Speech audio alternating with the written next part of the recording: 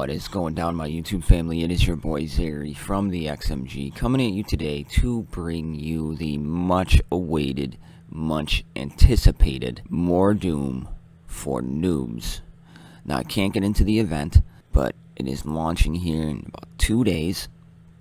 But keep in mind, everything you see here could be subject to change before launch, so just a disclaimer, remember that. And if you're just finding the channel for the first time, please consider hitting that subscribe button, joining the XMG family. And for all you family members out there, thank you so much. And don't forget to turn on notifications, liking videos, share them, leave me comments, all that good stuff. And we are going to jump into Mor'Doom, and we're going to find out if he is worth the hype train. So here we have Mor'Doom unlocked in his glory, 330 shard unlock, gear 11, skills maxed out.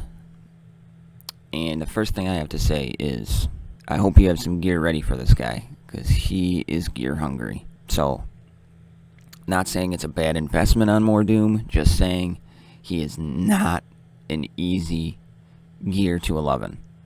Get that out of the way. But let's jump in, like we always do, into his stats here and find out what we're dealing with. Now, being a mage, Mor'Doom deals magical damage, coming in at 3,067. So, not the best we've seen, but definitely being over 3,000 to start is a plus. Health comes in at 24,195. Not terrible for a mage, not the best in the world. Then his shield is at 26,847. That is pretty good for a mage Dragon Slayer to start. So health and shield combination, we are looking at over 50,000 to start. So that is very good for a mage. So really happy with that. His speed, 155. Very good, very high to start. Potency 25. Tenacity 33. So speed is a plus. Potency is kind of on the low end. So let's take a look and see if his kit needs anything like that. So we are looking at his first move here. Shadow of Arrows deals 290 magic damage to an enemy and removes 2 debuffs. So what we are getting into here is potency. Obviously, you know, goes through one of the potency tenacity checks. So we want potency. He has 25, so definitely an area we might want to focus in. Second ability, magic and monsters. Summons 2 demon henchmen with 50% of Mor'Doom's health and 80% of his damage. So we're seeing that magic damage and then health comes into play. So keeping that in mind for those runes like the southwestern rune where you can choose shield or health, you definitely want to put the health in there. Rock's Curse, which is just absolutely insane, is 480 magic damage. Then inflicts armor decrease, tenacity decrease, slow, damage decrease, potency decrease, and ability block for 3 turns. Potency. We see potency to land all these. That move's insane, by the way. Just insane. Then his passive ability, he gains 10% tenacity and 10% potency for each living demon in the party. He's an orc. He brings in his own demons. They do count.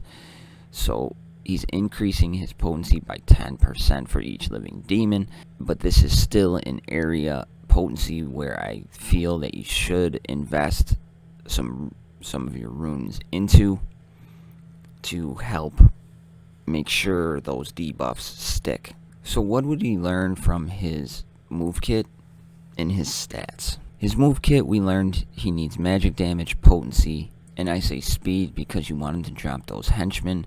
So the more henchmen he drops, the more tenacity and potency he gives himself. Plus, he just puts more people on the battlefield. He also needs health. The more health he has, the more health his demon henchmen have. So there's some ways you could ruin this guy.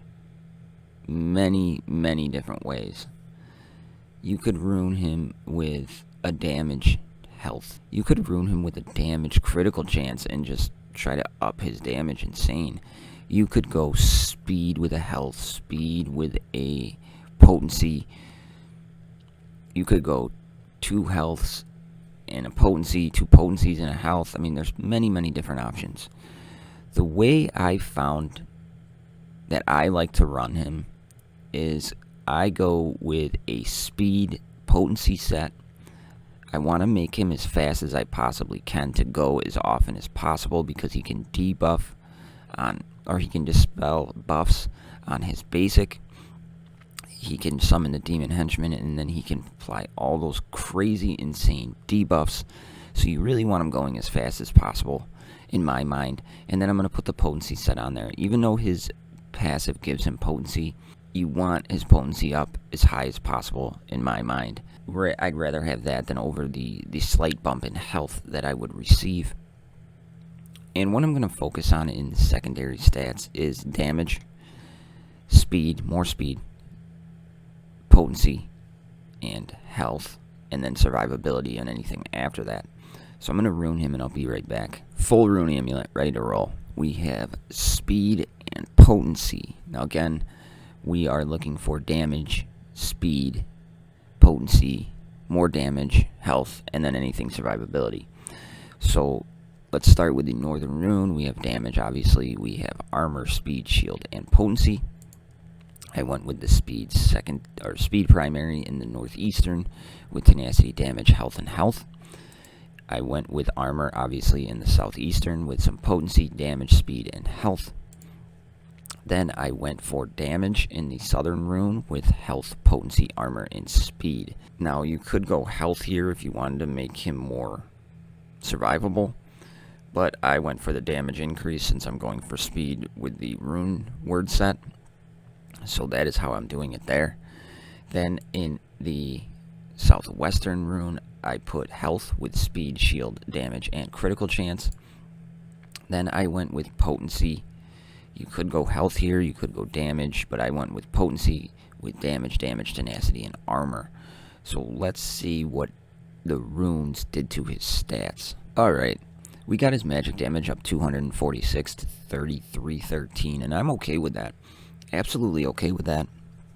What that does is just increases his damage slightly, and that's all from secondary stats or on runes, so I'm definitely okay with that. We're going for the speed build. We brought up his health 1172 to 25,367, and then we brought up his shield 429 to 27,276. So we're over 52k. I am definitely good with where we're at there. We brought up his speed 50 to 205, and we brought up his potency 35.85 to over 60. So I am very happy with what we did there.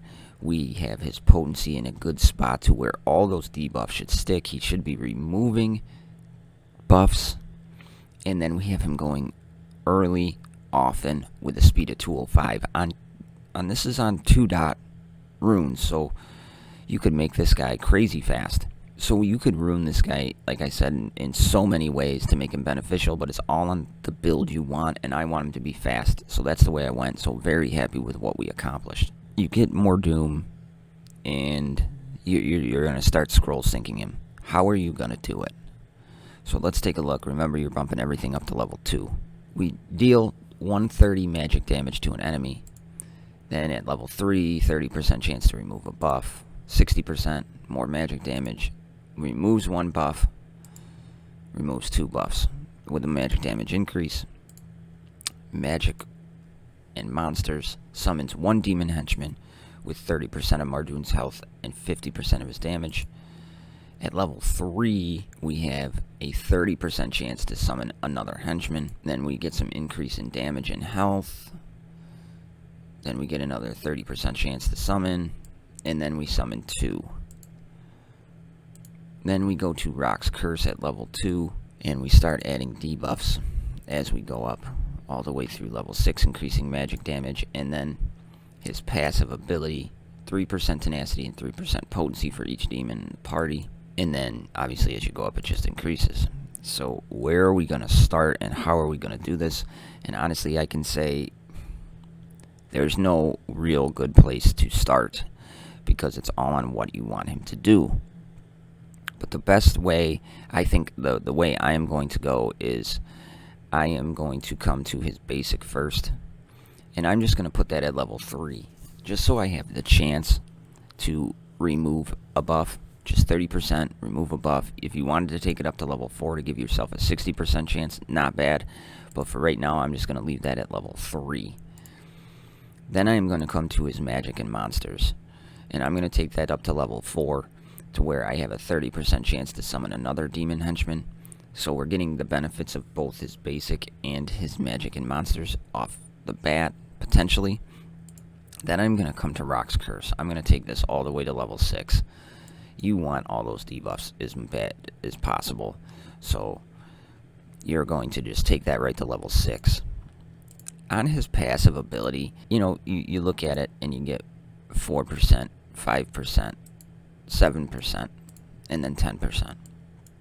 I'm going to leave this at level 2, and I'm going to come back to it at the end, because the blue scrolls you're going to put into this, if you don't have them stockpiled, say you get it up to level 5, you're still at 7%.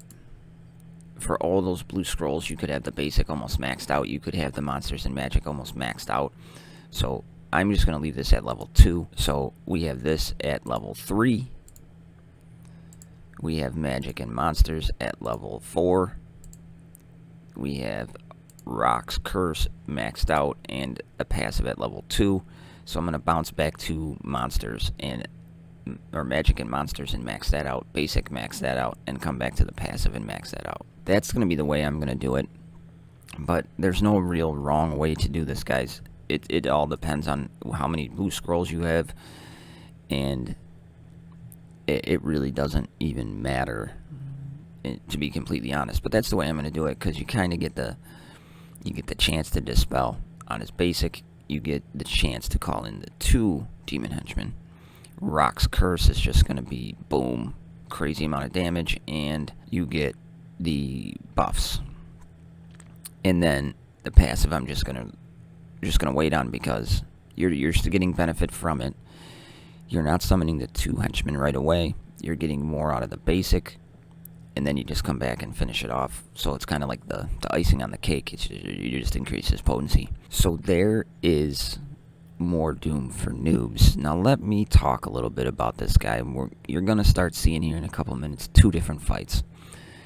One is a team I put together where it's an orc composition with Shadar, and it works very well. And then the other I can't take credit for. It was on the test server, and it is a demon composition with Mor'Doom, and it is a slinger lead. So slinger feeds turn meter to all of his allies for when they get critical hit. Mor'Doom is meta changing, meta defining character. He is going to rule the meta in some team composition. Soleus's teams cannot touch a orc team with Mor'Doom in it, or the demon team with Mor'Doom in it. So he's that good. He is worth the grind to get some of your humans that you might not have to gear 11. He is an absolute beast of a character, and he is worth everything you put into him. So he's worth the pain in the ass it is to gear him. He is worth everything. So he is meta defining, meta changing, and an amazing character. So I'm going to leave you with those videos. I hope you all have good luck with him. Let me know how you think you're going to do with him. And when we can start talking about his event, I will start talking about his event. But I wanted to get out the Mor'Doom for noobs to you all. So any questions, leave them down below, and I'll try to answer them the best I can. I love y'all. See you in the next one. Good luck with Mor'Doom. He is awesome and so much fun to play. I'm out.